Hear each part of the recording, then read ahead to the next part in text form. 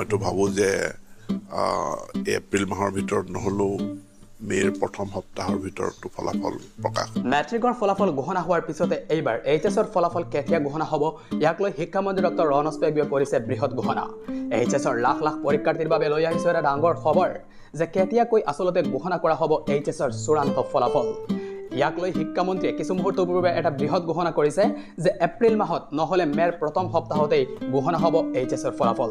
ময়ো আপোনালোকক কিছুদিন আগতে জনাইছিলোঁ যে এপ্ৰিলৰ শেষ ভাগতে ফলাফল দিয়াৰ সম্ভাৱনা আছে আৰু এই মুহূৰ্তত শিক্ষামন্ত্ৰীয়ে এই কথাটো সদৰি কৰিছে যে এপ্ৰিলৰ শেষ সপ্তাহতে নহ'লে মে'ৰ প্ৰথম সপ্তাহতে ফলাফল দিয়া হ'ব। আমি আপোনালোকক শিক্ষামন্ত্ৰীৰ মন্তব্যটো শুনাম, কিন্তু ইয়াৰ আগতে যদি আপোনালোকে এই চেনেলটো ছাবস্ক্ৰাইব কৰা নাই এতিয়াই ছাবস্ক্ৰাইব কৰক যাতে মেট্ৰিক আৰু এইচএছৰ ফলাফল বা যিকোনো লেটেষ্ট খবৰ অতি সহজে আৰু সঠিক সময়ে লাভ কৰিব পাৰে। আপোনালোকে জানে যে মেট্ৰিকৰ ফলাফল ঘোষণা হোৱাৰ এদিন আগতেই যেতিয়ালৈকে ফলাফলৰ অফিচিয়েল আপডেট অহা নাছিল ইয়াৰ আগতেই আপোনালোকে এই চেনেলৰ যোগেদি খবৰটো লাভ কৰিছিল যে ফলাফল দিয়া হ'ব বুলি, যদিও বহুতে বিশ্বাস কৰা নাছিল কিন্তু পিছতে বিশ্বাস কৰিবলগীয়া হ'ল। ঠিক একেদৰে আপোনালোকে এইচএছৰ চূড়ান্ত খবৰ কোন তাৰিখে ফলাফল দিব এইটো যদিও এতিয়ালৈকে জানিব পৰা নাই, কিন্তু খবৰটো জানিলে আপোনালোকে এই চেনেলৰ যোগেদি লাভ কৰিব। ইয়াৰ বাবে চেনেলটো ছাবস্ক্ৰাইব কৰি ৰাখিবলৈ নাপাহৰিব।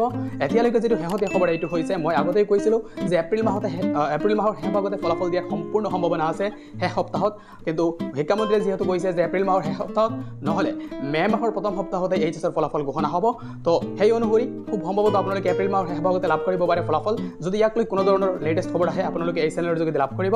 এতিয়া আমি আপোনালোকক শিক্ষামন্ত্ৰীৰ এই মন্তব্যটো শুনাই লৈছোঁ। সোনকালে ঘোষণা হ'ব। মইতো ভাবোঁ যে এপ্ৰিল মাহৰ ভিতৰত নহ'লেও মে'ৰ প্ৰথম সপ্তাহৰ ভিতৰতো ফলাফল প্ৰকাশ হৈ যাব।